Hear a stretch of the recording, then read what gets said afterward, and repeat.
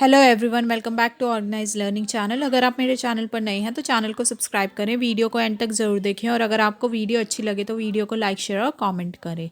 तो आज की इस वीडियो में हम डिस्कस करने वाले हैं सीबीएसई की तरफ से जो क्लास 9 या 10 के लिए जो कंप्यूटर की आईसीटी की बुक है उसका chapter number introduction to HTML. ठीक है, तो इसमें आज हम HTML के बारे में पढ़ेंगे। HTML क्या होती है? एक लैंग्वेज। तो सबसे पहले देख लेते हैं लर्निंग ऑब्जेक्टिव्स क्या रहेंगे कि ये चैप्टर पढ़ने के बाद हम लर्नर जो है वो क्या क्या चीज़ें जो है उसको समझ आ जाएगी। Understanding of basic structure of HTML का बेसिक स्ट्रक्चर क्या होता है, कैसे इस लैंग्वेज को हम लिखते हैं वो समझ आ जाएगा। Learning of various container and empty tags, इसके अलावा जो टैग्स हम इसमें यूज़ करते हैं चाहे वो कंटेनर टैग्स है या एम्प्टी टैग्स है उनके बारे में हम नॉलेज हो जाएगी। Learn various HTML tags and their syntax, बहुत सारे HTML टैग्स को इसमें हम सीख पाएंगे और उनका सिंटेक्स, उनको लिखते कैसे हैं उन टैग्स को, वो सीख पाएंगे। Understanding of formatting elements of HTML, और HTML में जो एलिमेंट्स होते हैं जिनको हम फॉर्मेट कर सकते हैं, फॉर्मेटिंग एलिमेंट्स जो होते हैं उनकी भी हमें अंडरस्टैंडिंग हो पाएगी। तो अब हम देखते हैं HTML का इंट्रोडक्शन। तो HTML refers to hyper text markup language. तो HTML की फुल फॉर्म क्या होती है? Hyper text markup language. There is a special kind of text used by web browsers that represents the data. तो जो web browsers होते हैं वो एक स्पेशल काइंड का टेक्स्ट होता है, यूज़ करते हैं जिससे कि वो अपने डेटा को रिप्रेजेंट कर सके। This data may be in the form of letters, images, audios और वीडियोज। और वो जो डेटा दिखाता है वेब ब्राउज़र के पास, जो डेटा रिप्रेजेंट करता है, वो डेटा किस फॉर्म में हो सकता है? वो लेटर्स की फॉर्म में भी हो सकता है, इमेज भी हो सकती है, ऑडियो भी हो सकती है या फिर वीडियो भी। This special text is given emphasis which some people may say it is marked up through a link to the other documents. तो जो ये स्पेशल टेक्स्ट होता है इस पे एम्फेसिस दिया हुआ होता है। और अगर हम कुछ लोगों की टर्म में बात करें तो ये क्या होता है? ये मार्कअप होता है। ये टेक्स्ट एक लिंक के थ्रू मार्कड अप होता है और वो लिंक क्या होता है? वो अदर डॉक्यूमेंट्स की तरफ उसको हम वो उस लिंक द्वारा अदर डॉक्यूमेंट्स को हम ओपन कर सकते हैं। Thus, a page formed using the special text is called a document or a web page. तो इसीलिए ये जो पेज बनता है इस स्पेशल टेक्स्ट का इस्तेमाल करके, इस पेज को हम क्या बोलते हैं? डॉक्यूमेंट या फिर web page. A web page can get opened in a web browser, और वेब पेज कहाँ हम ओपन कर सकते हैं? एक वेब ब्राउजर में। The web browser axes the web page from the web server, और वेब सर्वर क्या होता है? A place which holds most of the web pages.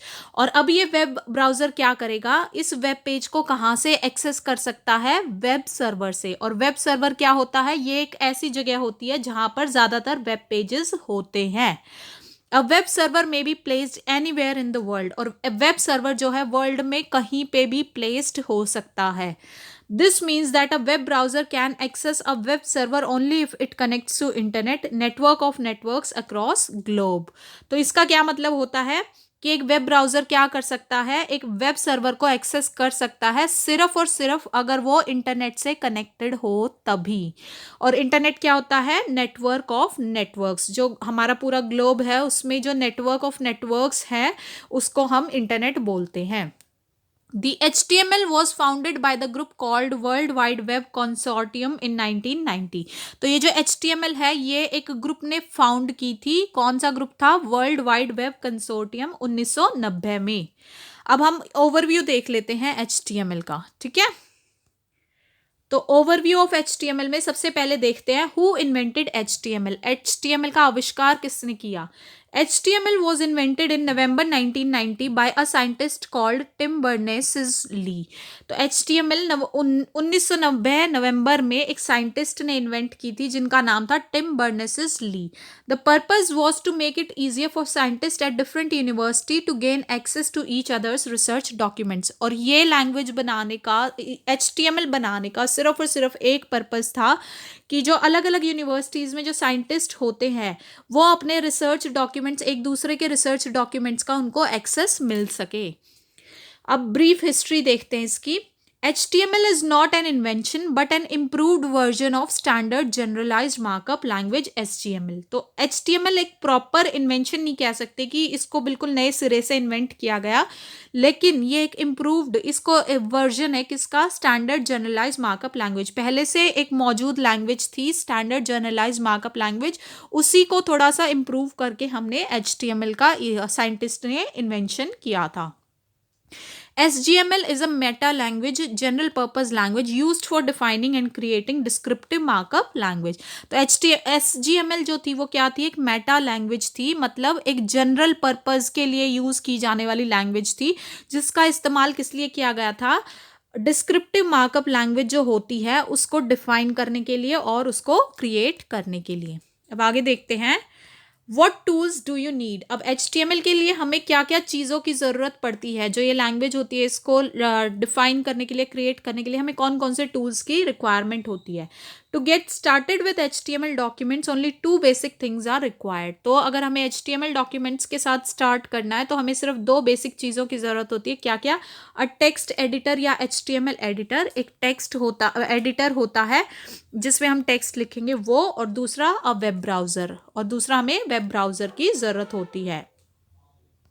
Next होता है tags and attributes. The world wide web consortium has given a set of standards while building the HTML language. तो जो ये world wide web consortium होता है, इसमें कुछ set of standards दिए हुए हैं जब भी हम HTML लैंग्वेज को बिल्ड करना स्टार्ट करते हैं. The W3C uses some special words to define an action. तो अगर एक एक्शन को डिफाइन करना होता है तो उसके लिए W3C कुछ स्पेशल वर्ड्स को यूज करता है. तो अ tag is a special word enclosed in angle brackets. तो टैग क्या होता है, एक स्पेशल वर्ड होता है जो ऐसे इस तरीके से जो ये एंगल ब्रैकेट्स होती है इनमें लिखा जाता है. A tag tells the browser to perform an action as asked by the special word. ये टैग सिंपली ब्राउजर को ये बताता है कि इसके अंदर जो ये स्पेशल टेक्स्ट लिखा गया है या स्पेशल वर्ड लिखा गया है उसके हिसाब से जो है ये ब्राउजर को बताता है कि वो एक्शन इसको परफॉर्म करके देना है. The special word may be written either in lower case और अपर केस. तो ये जो स्पेशल वर्ड हम लिखेंगे इसके अंदर, ये हम लोअर केस में भी लिख सकते हैं यानी कि स्मॉल में भी लिख सकते हैं, या फिर अपर केस में भी यानी कि बिग लेटर्स में भी लिख सकते हैं. The browser will respond to both the cases equally. तो इसमें इस केस का कोई फर्क नहीं पड़ता, आप स्मॉल लेटर्स भी लिख सकते हैं, बिग भी लिख सकते हैं, तो दोनों केसेस के लिए वो ब्राउजर इक्वली एक जैसा ही रिस्पॉन्स देता है. The HTML tags are normally come in pair of start and end tag and opening tag and closing tag. तो जो HTML tags होते हैं वो ज़्यादातर क्या होते हैं, पेयर में आते हैं. मतलब एक स्टार्ट वाला टैग होता है और एक एंड वाला टैग होता है. तो जो स्टार्ट वाला टैग होता है उसको ओपनिंग टैग बोलते हैं और जो एंड वाला टैग होता है उसको क्लोजिंग टैग बोलते हैं. While the start tag is written in the beginning of the element as this special word, the end tag is written at the completion of the element as dash special word. तो जो start tag होता है उसको हम अपने document की element की starting में लिखते हैं. जो भी होगा यहाँ पे मान लीजिए जो भी टैग है स्पेशल वर्ड है, मान लीजिए टैग का नाम, और फिर उसके बाद जब कंप्लीट हो जाता है हमारा जो एलिमेंट का काम कंप्लीट हो जाता है फिर उसकी एंड में इस तरीके से ये जो जो है होता है ये सिंबल, इसको यूज करके और फिर यहाँ पर हम उसी टैग का नाम एज इट इज लिख के और उसको क्लोज कर देते हैं टैग को. अब जैसे कि एग्जाम्पल देख लेते हैं इसका.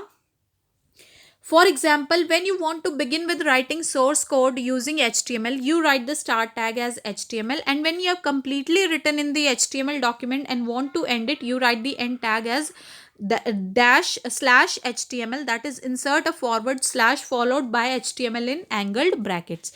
Example के तौर पे मान लीजिए अगर आप एक सोर्स कोड लिखना स्टार्ट करते हैं HTML का इस्तेमाल करके, तो सबसे पहले हम स्टार्ट टैग में लिखेंगे, ये एंगल ब्रैकेट लगाएंगे और लिखेंगे HTML और इस एंगल ब्रैकेट को बंद कर देंगे. और फिर जब हम इसके अंदर जो भी हमें डॉक्यूमेंट लिखना है वो हम लिख देंगे, और लास्ट में जब हमें इस टैग को क्लोज करना है तो वो कैसे करेंगे, ये फॉरवर्ड स्लैश होता है हमारे पास, ये लिखेंगे और इस टैग का नाम एज इट इज लिखेंगे और इस एंगल ब्रैकेट को बंद कर देंगे. तो ये इस तरीके से इसका फॉर्मेट हो जाएगा. The characteristics or the features of a tag are defined by an attribute. और इस टैग की जो कैरेक्टरिस्टिक्स या फीचर्स होते हैं उनको कौन डिफाइन करता है, ऑट्रीब्यूट डिफाइन करता है। An attribute is used inside a tag, और ऑट्रीब्यूट हम टैग के अंदर ही जो है उसको डिफाइन करते हैं। An attribute always takes a value to help the browser perform the specific task in a particular direction, और ये ऑट्रीब्यूट हमेशा एक वैल्यू लेता है जिससे कि ब्राउजर की मदद कर सके, वो कोई भी स्पेसिफिक टास्क होता है एक पर्टिकुलर टाइप से उस टास्क को परफॉर्म करवाने में। There may be more than one attribute used inside a tag, और एक से ज्यादा ऑट्रीब्यूट हो सकता है टैग के अंदर।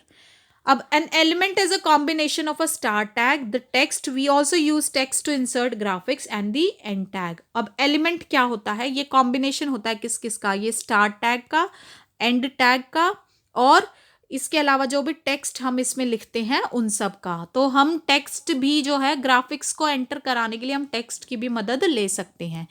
तो एग्जाम्पल के तौर पे कैसे, मान लीजिए ये है स्टार्ट टैग, ये है एंड टैग, और जो बीच में है ये टेक्स्ट जो लिखा गया है, element begins with start tag followed by text and ends with and tag. तो ये सारा का सारा क्या होता है हमारे पास, इन तीनों का कॉम्बिनेशन एलिमेंट कहलाता है। In simple words, one can equate an element to a block, a tag to an instruction, and an attribute to an extension to an instruction. अगर simple words में हम बात करें तो element क्या होता है, एक block की तरह होता है। टैग क्या होता है, एक इंस्ट्रक्शन जो देते हैं हम, और attribute क्या हो जाएगा, उस इंस्ट्रक्शन में अगर हमें फर्दर कोई इंस्ट्रक्शन देनी है तो वो उसका attribute हो जाता है। अब नेक्स्ट आता है container of tags. One set of tags में contain another set of tags. एक जो टैग का सेट है उसके अंदर और भी सेट ऑफ टैग्स हो सकते हैं हमारे पास। This is called nesting of tags, और इसको हम क्या बोलते हैं, टैग्स की नेस्टिंग, कि एक टैग के अंदर फिर दूसरा टैग, उसके अंदर फिर तीसरा टैग, इस तरीके से टैग्स के अंदर टैग्स होते हैं, तो उसको हम बोलते हैं nesting of tags. The second block of tags is always contained in first block as shown below. तो जो दूसरा ब्लॉक होगा टैग्स का, मान लीजिए पहला ब्लॉक है टैग का, ठीक है, तो इसके अंदर जो सेकंड ब्लॉक होगा टैग्स का वो हमेशा इस फर्स्ट वाले के अंदर होता है, इसके अंदर होगा वो वाला टैग, ठीक है। जैसे मान लीजिए ये टैग 1 है और इसको हमने एंड कर रखा है स्लैश टैग 1 से, तो जो दूसरा टैग होगा वो इस टैग 1 के बाद होगा, यानी कि इस टैग 1 के इनसाइड होगा, तो टैग 2 और फिर इसको स्लैश टैग 2, फिनिश भी टैग 1 से पहले होगा ये टैग 2। ओके, नेक्स्ट देखते हैं अब टैग 1 एंड, तो नेक्स्ट, तो अगर हम बात करें टैग 1 एंड स्लैश टैग 1 पहला ब्लॉक है ये, और ये is the first block of tags, और tag 2 and slash tag 2 is the second block of tags, और ये दोनों क्या हैं, सेकंड जो ब्लॉक है टैग्स के वो हैं। अब हम एक बेसिक स्ट्रक्चर देखते हैं HTML डॉक्यूमेंट का।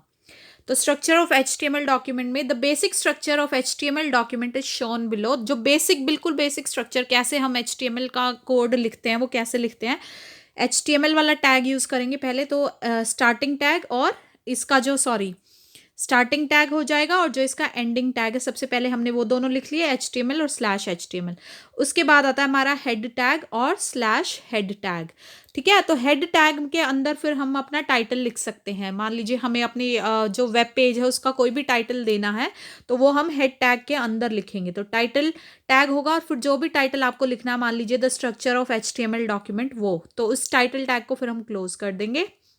फिर इसके बाद हेड टैग के बाद जो है, हेड टैग स्टार्ट और एंड होने के बाद हम अपना बॉडी टैग यूज़ करेंगे। बॉडी टैग में हमारी जो मेन वेब पेज है, मान लीजिए ये, तो टाइटल हो गया, और जो भी बॉडी पे यहाँ पे मान लो आपको पिक्चर्स इंसर्ट करनी है, टेक्स्ट लिखना है, वीडियोस इंसर्ट करनी है, इस तरीके से वो बॉडी आ जाएगी। बॉडी टैग स्टार्ट हो गया और बॉडी टैग फिर क्लोज हो गया, और बीच में बॉडी आ जाएगी HTML डॉक्यूमेंट की।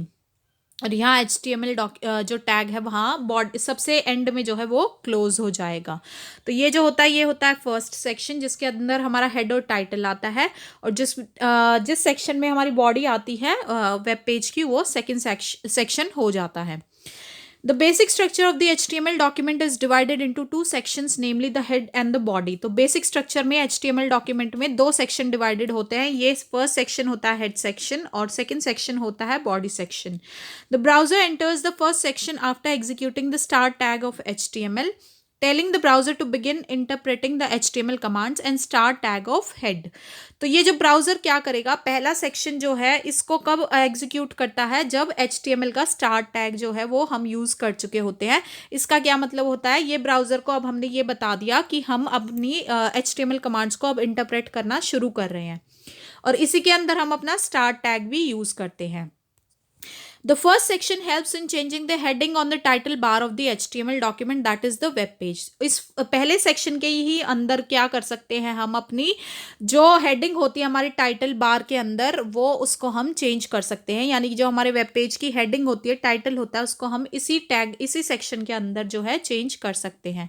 The starting of the heading is shown after the tag of title and the end is shown by /title. तो हेडिंग की जो स्टार्टिंग होगी वो कौन से टैग से शुरू होती है, इससे, और एंड किस टैग से होगा, /title से।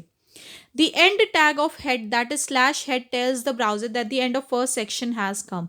और जो इस head tag का जो end होता है, ये end tag होगा /head, ये हमें ये बताता है कि ये जो फर्स्ट सेक्शन है ये अब हमारा क्लोज होने वाला है। फिर जो हमारा सेकंड सेक्शन है वो कैसे बिगिन होगा, the second section begins with the start tag of body. तो जो सेकंड सेक्शन होगा हमारा वो किससे स्टार्ट होता है, बॉडी टैग से, इस तरीके से, ठीक है। The data on the web page is displayed through the tags used in this section. और जो हमारा वेब पेज पे जो भी डेटा हमारा डिस्प्ले होता है वो जो इस टैग के अंदर हम टैग्स को यूज करेंगे उनके थ्रू हमारा डिस्प्ले हो जाएगा। The end tag of body, that is /body, tells the browser that no more data is to be inserted on the web page and the end of the web document has come. और जो इसका and tag होता है /body, ये क्या बताता है कि अब हमें और कोई डेटा उस वेब पेज पर इंसर्ट नहीं करना है, तो इसलिए हम इस बॉडी को क्लोज कर देते हैं। After the completion of this section, the /HTML or the end tag of HTML tells the browser to stop looking for HTML commands. और जैसे ये सेक्शन कंप्लीट हो जाएगा तो उसके बाद जो /HTML टैग है या एंड टैग है HTML का, वो क्या बताता है कि अब हमें और HTML कमांड्स यूज नहीं करनी है, हमारी कोडिंग जो है उस वेब पेज की HTML द्वारा पूरी हो चुकी है। This implies that any tag used after the end tag of HTML will not be interpreted by the browser and so no action will be performed. ये imply करता है ये वाला टैग कि इसके बाद HTML का कोई भी टैग आप लिखते हो तो वो उसको ब्राउजर को उसको इंटरप्रेट नहीं करेगा, और इसलिए कोई एक्शन जो है हो नहीं पाएगा उस वेब पेज पे। तो अब एक मेन चीज क्या नोट करनी है, please note all the sentences containing any number of white spaces written inside a tag within the body element will appear as written in the HTML code. जो भी हमारे सेंटेंस हम लिखते हैं उसमें जितना भी ये वाइट स्पेस होता है, वाइट स्पेस कौन सा है, जैसे ये स्पेस जो भी इनके बीच में जो स्पेस बचता है ना हर वर्ड के बीच में, तो ये अगर हम एक टैग के इनसाइड लिखते हैं तो बिल्कुल ऐसा का ऐसा ही हमारा जो है HTML कोड में भी यही चीज़ बिल्कुल एज इट इज़ हमारी दिखेगी। Any white space inserted outside the tag within the body element will be interpreted as null, void or amounting to nothing by the browser. लेकिन अगर टैग के बाहर अगर हम white space जो है वो insert करते हैं तो उसका कुछ भी मतलब नहीं होगा, वो null माना जाएगा, उसका कोई भी मतलब नहीं होगा, वो ब्राउजर उसको कुछ भी नहीं समझेगा उस white space को। That is, such white space outside the tag will not appear anywhere on the web page. इसका क्या मतलब है कि ऐसे जो white spaces होंगे टैग से बाहर अगर वो वाइट स्पेसेस आपने लिखे हैं तो उनका कोई भी मतलब नहीं होगा उस वेब पेज पे, वो वेब पेज पे आपको दिखाई नहीं देगा वो वाइट स्पेस। नेक्स्ट है सेविंग दी HTML डॉक्यूमेंट। अब अगर हमें HTML डॉक्यूमेंट को सेव करना है तो वो हम कैसे करेंगे, When you have finished writing the HTML code in the text editor, click on File menu and select Save option. अब आपका HTML कोड आपने पूरा लिख लिया है, यहाँ पे आपने इसको क्लोज भी कर दिया है, तो नेक्स्ट स्टेप होता है इसको सेव करने का। तो उसके लिए आप क्या करेंगे, जो आपका टेक्स्ट एडिटर होता है वहाँ पर फाइल मेन्यू होता है, उस पर क्लिक करेंगे और वहाँ पे आपको सेव ऑप्शन मिलेगा, उस पर आपको क्लिक करना है। जैसे ही आपने सेव ऑप्शन पे क्लिक किया, this opens a window which ask you to save the file in a folder and give a name and an extension to the file. जैसे ही आपने सेव ऑप्शन पे क्लिक किया, वहाँ उसके बाद आपके पास एक विंडो खुल जाएगी जिसमें आपको उस फाइल को सेव करने के लिए बोला जाएगा कि आप उसको फोल्डर में सेव करना, कौन से फोल्डर में सेव करना चाहते हैं और क्या नाम अपनी फाइल का आप देना चाहते हैं और उसकी एक्सटेंशन आपको यूज़ करनी है। The extension in this file will be .html और .htm। तो इन HTML की कोई भी कोड आप लिख रहे हैं तो उन फाइल्स का एक्सटेंशन आपके पास क्या हो जाएगा, .html या .htm से। तो मान लीजिए अगर आपने ये कोड बनाया, अब इसको आपने सेव करना है, तो आपने मान लीजिए वो सेव किस नाम से किया, basic.htm से या फिर फर्स्ट HTML डॉक्यूमेंट .html से। This will turn the file into a web page. इससे क्या हो जाएगा, आपकी जो फाइल आपने जो कोड लिखा है उसको वो एक वेब पेज में दिखा देगा। In order to modify the web page, either open the web page and click on view source और open the web page with notepad। तो अगर आपको इस वेब पेज को मॉडिफाई करना है, इसमें कोई चेंजेस करने हैं, या तो आप उस वेब पेज को खोले ओपन करेंगे और वहां पे किस पे क्लिक करना है आपने, व्यू पे, और व्यू के बाद कहाँ पे, सोर्स, या फिर open the web page with notepad. आपको उस वेब पेज को नोटपैड के साथ ओपन करना है। नेक्स्ट आते हैं अब हमारे पास container and empty tags. Before we proceed further to formatting tags, it is necessary for you to understand the difference between the container and the empty tag. तो पहले हम देखते हैं कंटेनर और एम्प्टी टैग में डिफरेंस क्या होता है। तो देखते हैं, a container tag has both the start and the end tag. Container tag में स्टार्ट टैग भी होता है और एंड टैग भी होता है। द टेक्स्ट और the graphic is inserted inside the beginning and and tag of the container tag. जो टेक्स्ट या ग्राफिक होता है हमारा, वो या तो बिगनिंग में या फिर जो कंटेनर टैग का एंड होता है वहां पर हम इंसर्ट कर सकते हैं। एग्जाम्पल के तौर पे, for example body, this is a container tag slash body. तो ये जो टैग है ये कैसा कंटेनर, क्योंकि इसका स्टार्ट टैग भी है, एंड टैग भी है, और इसके इसी के अंदर हमने अपना टेक्स्ट भी लिखा है। The body tag here is a container tag which has both the beginning and the ending tag and the text in between both the tags. तो बॉडी टैग कैसा है, कंटेनर टैग है, क्योंकि इसमें स्टार्ट भी है, एंड भी है, और इन इसके बीच में हमने जो टेक्स्ट लिखना था वो भी लिखा हुआ है। नेक्स्ट आता है empty tag. The empty tag is a stand alone tag. Empty tag कैसा होता है, स्टैंड अलोन टैग होता है। इसका क्या मतलब है, this implies that such a tag has beginning but no ending tag. तो इसका क्या मतलब होता है कि ऐसे टैग का बिगनिंग टैग होता है लेकिन एंडिंग टैग नहीं होता है। For example, the B R tag is use for adding one line break. जो बी आर टैग होता है ये हम किस लिए यूज करते हैं, अगर हमें एक लाइन का ब्रेक देना, मान लीजिए टेक्स्ट ऐसे लिखा और हमें एक लाइन का बीच में ब्रेक देकर और नेक्स्ट लाइन से स्टार्ट करना है टेक्स्ट लिखना, तो उसके लिए हम बी आर टैग का इस्तेमाल करते हैं। Such a tag does not need an end so as to tell the browser that end of line break has come because there is no need. तो ऐसे टैग को क्या होता है, इसको कोई एंडिंग टैग की ज़रूरत नहीं पड़ती है, क्योंकि क्या मतलब है कि इसको ब्राउज़र को बताने की ज़रूरत नहीं है इन टैग का इस्तेमाल करके कि हाँ भाई इसका लाइन का ब्रेक का एंड आ चुका है तो अब तुम इसको ख़त्म कर दो। तो ऐसा कुछ बताने की ज़रूरत नहीं है, तो सिर्फ स्टार्टिंग टैग से ही इसमें काम चल जाता है। ठीक है, तो such a tag is called empty tag. तो ऐसे टैग को बोलते हैं empty tag. H R is another empty tag. एक दूसरा एम्प्टी टैग कौन सा होता है हमारे पास, H R. This tag is use to insert a horizontal rule on the web page. ये टैग किस लिए यूज करते हैं, हमारे वेब पेज पे अगर हमें हॉरिजॉन्टली रूल जो है वो ऐड करना होता है तो। Comment tag is also an empty tag. जो कॉमेंट टैग होता है वो भी कैसा टैग होता है, एम्प्टी टैग।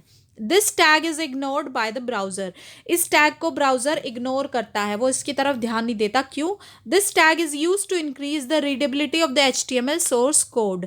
इस टैग का ज़्यादातर इस्तेमाल किस लिए किया जाता है, मान लीजिए आपको समझाने के लिए ये HTML और /HTML है, तो आपको अगर ये इनका मीनिंग नहीं समझ में आ रहा तो कमेंट टैग का इस्तेमाल करके इस चीज़ को सिंपल भाषा में यहाँ पे लिख सकता है। जो कोड प्रोग्रामर होगा वो यहाँ पर लिख कर दे सकता है आपको समझाने के लिए, लेकिन वेब ब्राउज़र उसको जो है इग्नोर करता है उस टैग को। ठीक है, with this tag you can insert a description about a command. तो इस टैग के थ्रू आप जो है अगर कोई भी कमांड है उसके बारे में कुछ डिस्क्रिप्शन ऐड करना है तो वो आप ऐड कर सकते हैं। दिस इज रिटन एज, तो इस टैग को हम कैसे लिखते हैं, कॉमन टैग को, ये इस तरीके से ये टैग की स्टार्ट होगी एंगल ब्रैकेट से, फिर ये वाला जो है सिंबल ये आएगा dash dash, followed by description और रिमार्क ऑन अ कमांड और फॉलोड बाय डैश डैश, और इस तरीके से ये टैग को हम एंटर कर देंगे।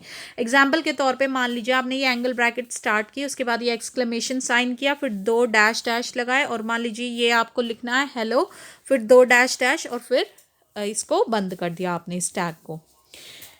बॉडी स्लैश बॉडी, ठीक है। The second section of the web page begins with the body tag. तो हमने अभी ऊपर पढ़ा कि जो सेकेंड सेक्शन स्टार्ट होता है हमारा वेब पेज का, वो कौन से टैग से स्टार्ट होता है? बॉडी टैग से। This defines the visible section of the document. जो हमें विजिबल होता है हमारे वेब पेज पे, जो सेक्शन हमें, जो पार्ट हमें विजिबल होता है अपने वेब पेज पे, ये सेक्शन जो है बॉडी सेक्शन उसको डिफाइन करता है। It has a number of attributes which controls the overall appearance of the documents.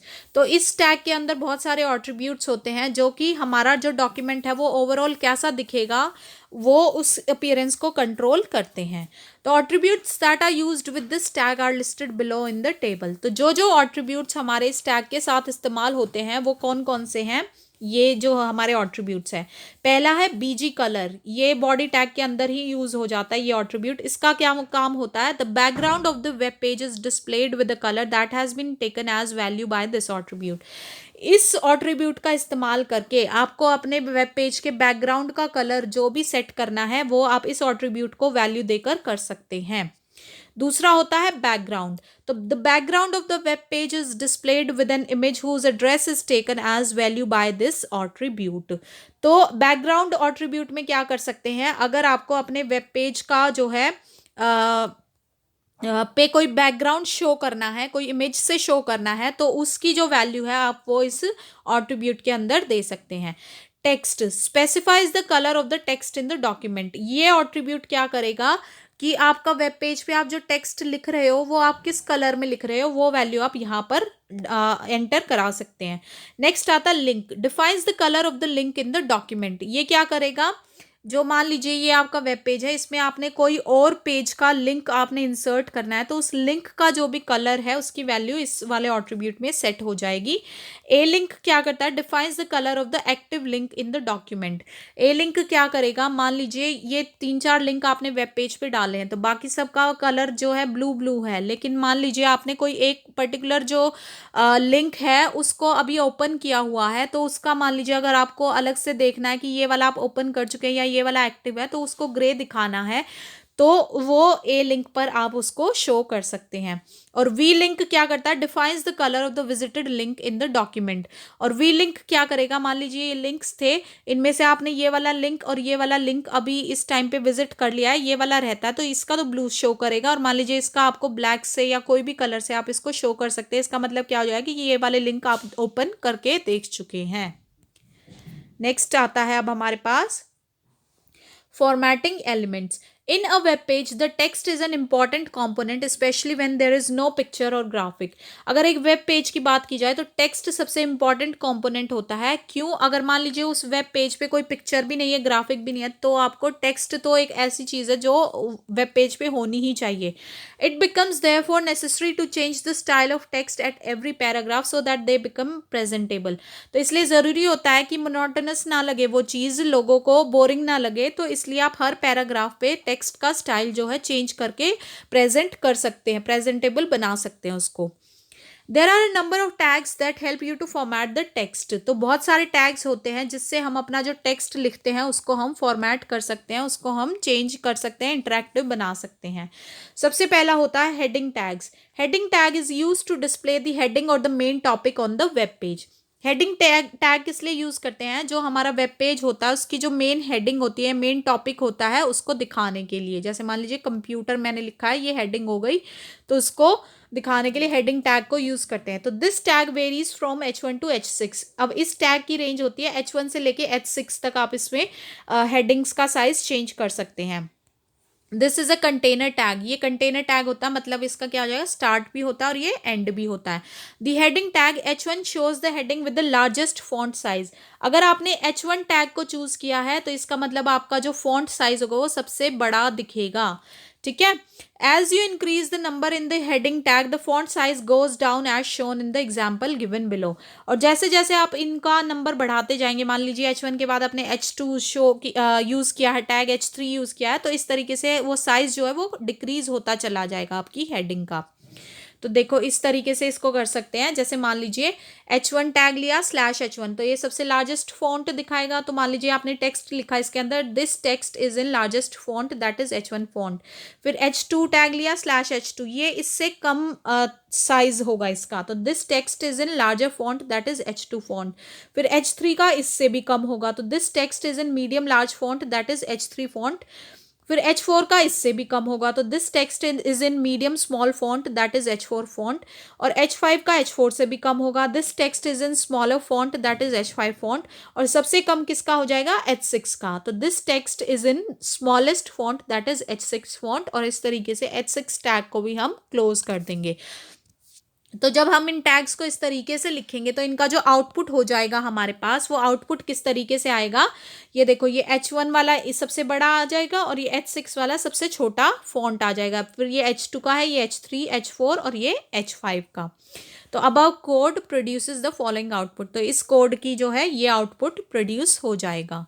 ठीक है, तो we can see from the output that the size of the font keeps decreasing as one increasing the number in the heading tag। तो इससे हमें क्या पता चला, इस आउटपुट से क्या पता चला कि जैसे जैसे हम अपनी हेडिंग का नंबर जो है वो इंक्रीज करते चले जाएंगे, जैसे H1, H2, H3, वैसे वैसे जो फॉन्ट होगा वो डिक्रीज होता जाएगा, उसका साइज क्या होता जा रहा है, हमारे पास डिक्रीज होता जा रहा है। तो आशा है कि आज की वीडियो में जितना आपको समझाया गया है वो HTML के बारे में वो आपको समझ में आया होगा। नेक्स्ट जो होगा वो हम नेक्स्ट वीडियो में देखेंगे और समझेंगे। तो आशा है आपको वीडियो अच्छी लगी होगी। अगर आपको वीडियो अच्छी लगी है तो वीडियो को लाइक, शेयर और कमेंट करें, चैनल को सब्सक्राइब करें और मिलते हैं नेक्स्ट वीडियो में।